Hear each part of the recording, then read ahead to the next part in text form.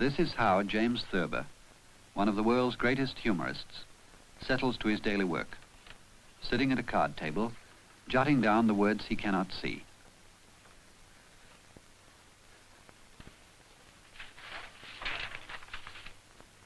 If you ask him how a blind writer goes about composing, this is the way he describes his routine. I've done my writing with a pencil since about 1941, when I got so I couldn't see well enough to use a typewriter. I don't know how the great blind writers like Milton and James Joyce, for instance, managed it, but this is really not as hard as it might seem. Most writers try to make their work seem hard. There's a certain amount of drudgery to not being able to see what you write. I get 20 words only on a page. I have 100 pencils here. I get about 100 words out of one pencil, and I use yellow copy paper. 500 sheets of that would only be 10,000 words. With another writer who used a typewriter, it would be 125,000 words to make a novel.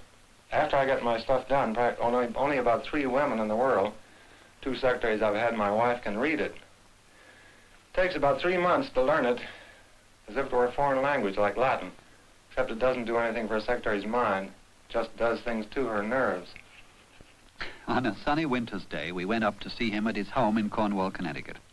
Not without misgivings. Would his house look like the only Thurber house we could remember? In fact, it is a colonial farmhouse. And his wife, would she be as formidable as all other Thurber women? In fact, this is Helen Thurber, the toughest critic of his work and the gentlest manager of his life. And that's Pooh, the Thurber poodle. We went into the living room and he began to talk about his early days as a newspaperman. I was 31. I'd been a newspaperman on the Columbus, Ohio Dispatch and the Chicago Tribune in France and the old New York Evening Post in New York. When did you start to write, Jim, and for that matter, when did you start to draw? Well, actually, I began both when I was about 7 years old. I think the writing has improved somewhat. I like to think so, but the drawings are just about what they were in 1901. Did you always want to be a writer? What were your ambitions as a boy? Well, I think I wanted to be a poet, and unfortunately there's some evidence of that still in existence, which my brother occasionally holds over my head. It's a poem entitled My Aunt Marjorie Albright's Garden at 185 South 5th Street, Columbus, Ohio. And critics of poetry, professors and others, realized that I was not a born poet. So then I wrote a story about the West when I was 11 called The Intrepid Scout. But my father wanted me to go into politics. Well, yeah, that's right. He was in Ohio politics, wasn't he? Yes, the year I was born, 1894, he ran for clerk of the courts in Columbus, and after that he ran for office, but he never was elected. But he was in Governor McKinley's office. When William McKinley was governor of Ohio, he was in his office. I met governors and state senators and even congressmen and the United States senators when I was a little boy. Our house was always filled with politicians. And I said to my father, gee, I wish my father knew baseball players or locomotive engineers or even an Indian, not necessarily a chief. But all we had was politicians. By the way, my father once gave me a definition. When I was 8, I said, in genuine confusion, Papa, what is the difference between a statesman and a politician? He thought a minute and said, a statesman is a politician in a position to get us all in trouble, and if we're lucky, out of it. And I think that applied later than that period. Well, what put you off going into politics? Well... What did your father get out of it? What did he get out of it? Oh, he was... here's what he got out of it. He ended up as a state secretary for the Bull Moose Party in 1912. And when that party collapsed, he got 6 typewriter ribbons, 22 dozen pencils, and I think several boxes of yellow copy paper.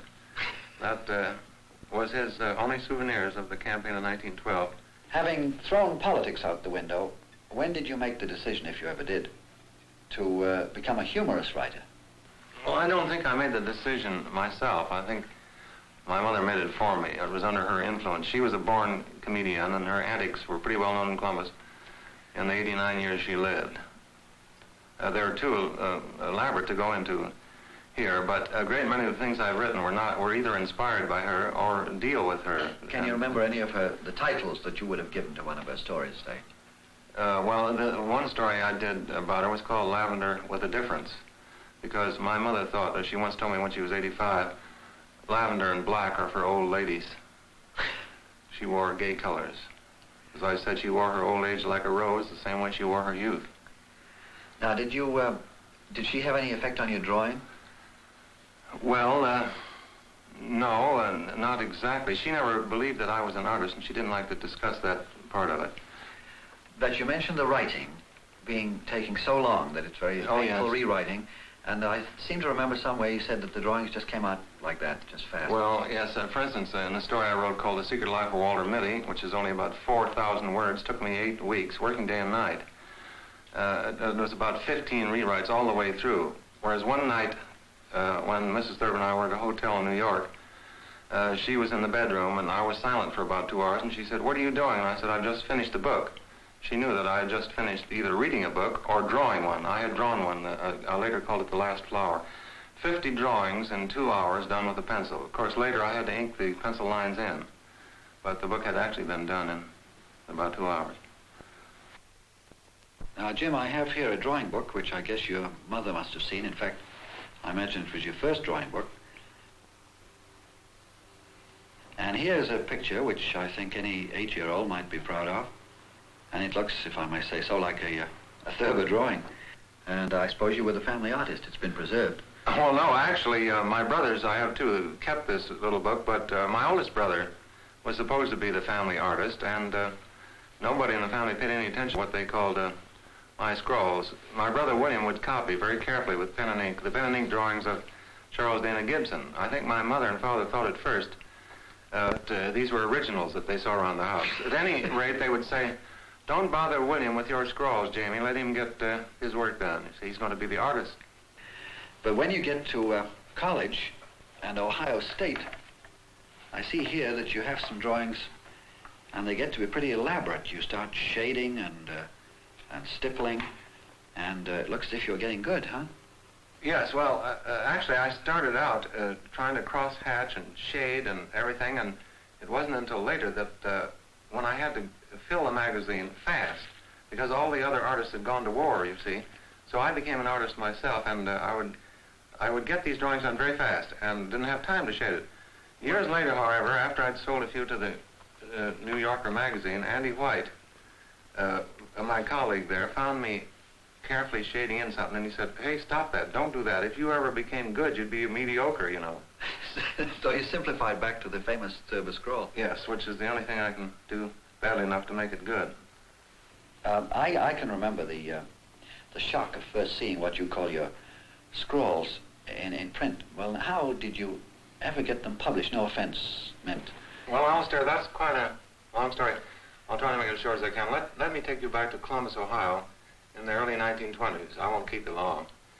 I was out of school then and working as a reporter, and one of my friends was a high-powered real estate man of that vintage, before 1929, 1922. Telephones and things. And he had 3 or 4 telephones on his desk, yes, and every time I dropped in to see him, you see, he also had 3 or 4 telephones, 3 or 4 memo pads, and the phones were all ringing. Pardon me, gentlemen, to say, "Yeah, Harry, yeah, I'll get that down." And he'd write it down.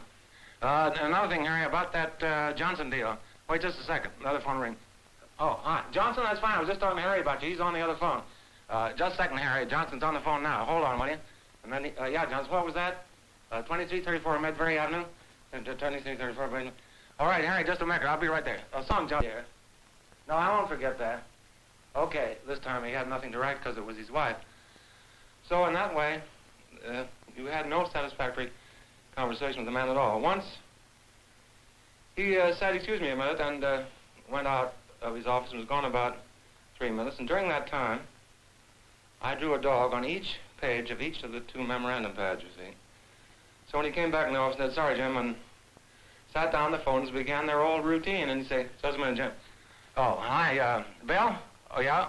Yeah, oh, yes, I'm sorry. What was that, 83.5? Just a minute. Just a minute, Bill." And he began tearing off the dog, you see. "Hold it, will you?" And there was a dog on each pad, you see. Finally, he had brains enough to write the number down on a dog. That's how the dog began. Who was the first man who was bold enough to submit these scrawls for publication? Did you submit one as a No, drawing? don't look at me. That was E.B. White, called Andy White, perhaps the most important person the New Yorkers ever had. He and I shared an office together back in the 1927 to 1929, and I used to scrawl or doodle. I don't like the word doodle, but anyway, I'd draw with a black pencil on yellow paper when I was thinking of something else. What did you doodle? Dogs and seals and people, supposed to be people. Somebody once asked Mark Conley how you can tell that a Thurber man from a Thurber woman. He said that Thurber women have what appears to be hair on their head. You see, well anyway, I would draw these scrawls and throw them on the floor, and Andy picked up one day, which showed a seal on a rock, looking off in the distance, and the caption was, explorers. Who were the explorers? Well, just two dots. Even then it wasn't very funny, but White thought it was funny, at least different, and he sent it in to the New Yorkers art meeting, which takes place every Tuesday afternoon. It came promptly back, and on my original drawing, a professional artist, that is one not only who gets paid but has learned how, had drawn the head of a seal and written right on my drawing beside his seal, said, "This is the way a seal's whiskers go." White promptly sent it back with another message, "This is the way a Thurber seal's whiskers go."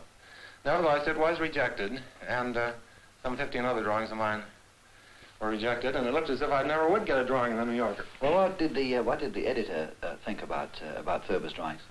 He was bewildered and puzzled, and to the end of his days, he believed it was a fad, mainly built up by the English, where my books of drawings are fairly well known.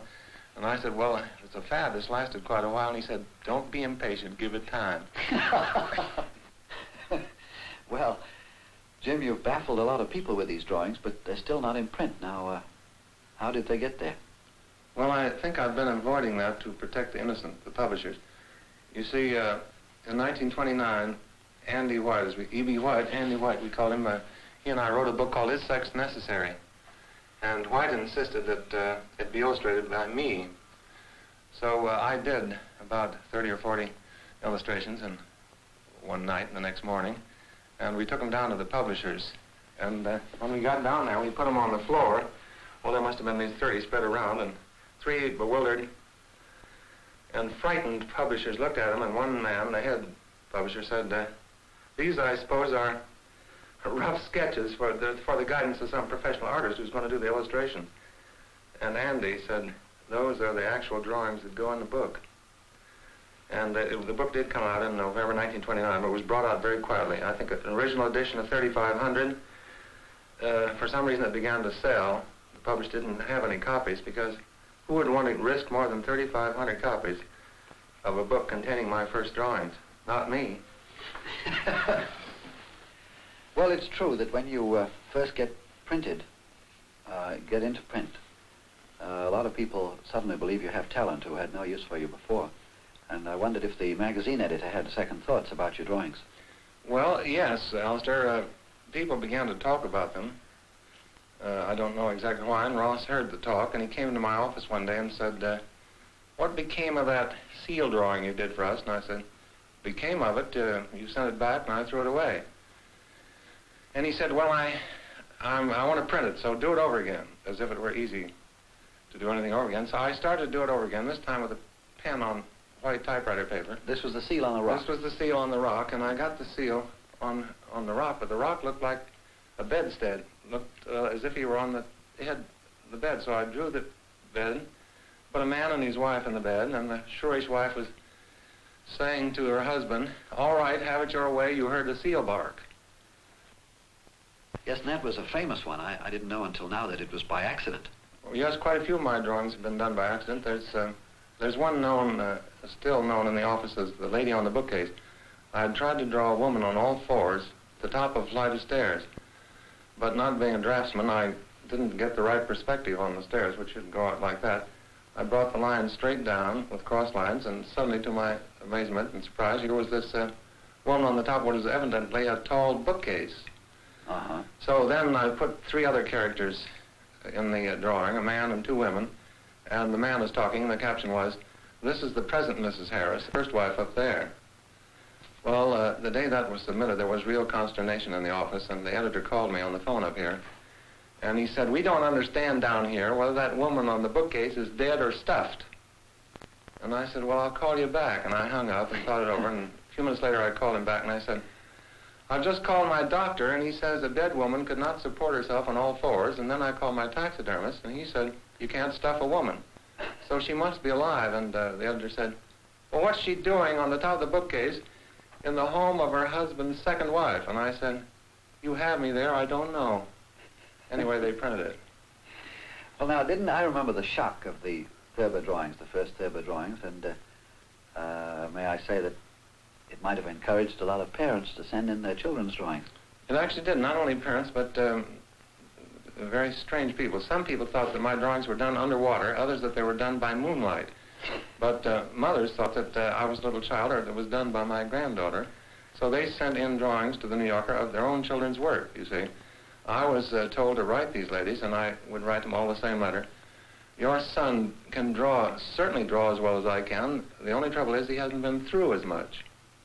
You know, Jim, you're saying what you've gone through reminds me of an old Roman author, I think, who said that a man can't be a great comedian unless he's well acquainted with the sadness of things. Now, in your view, is humor a thing in itself or a way of sloughing off trouble? Well, it's very hard to divorce humor from any other thing in life. Humor is the other side of tragedy. Humor is a serious thing. I like to think of it as one of our greatest and earliest national resources, which must be preserved at all costs. It came over in the Mayflower, and we should have it always. In the old days, one of the things that worries me now is the diminishing of political satire. In the heyday of Henry Mencken and Will Rogers, William Allen White, Ed Howe, they were not afraid to make fun of public figures. I think we are a little bit now. A professor of mine once said, "If a thing cannot stand laughter, it is not a good thing." And we must not lose in this country the uses of laughter. I don't think we're in any real danger of it, because this country is basically a country with a sense of humor. Mm-hmm. Now, how do you apply your own humor to political satire?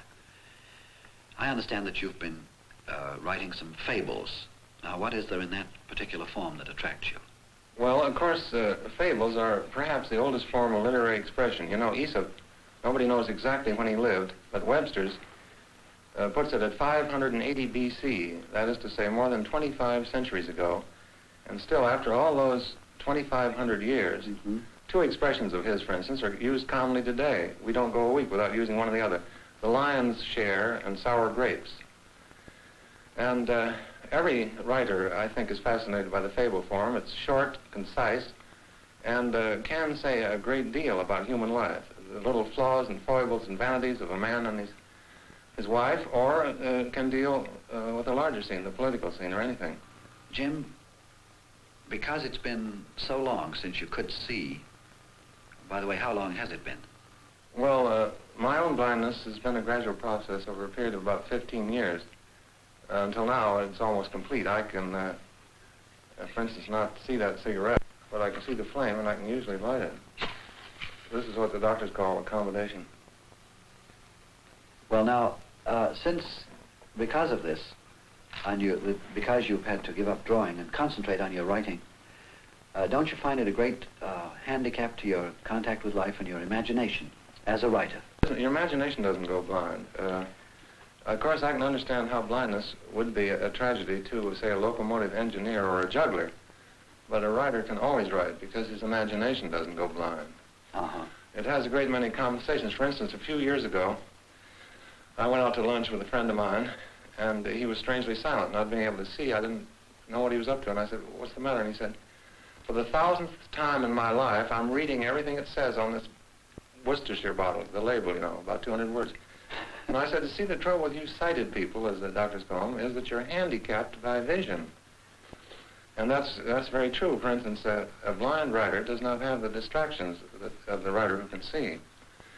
I can sit in a room and I don't look out the window. I don't become distracted by flying birds or or a breeze in the trees, or a pretty girl walking by. Of course, I can still hear a pretty girl.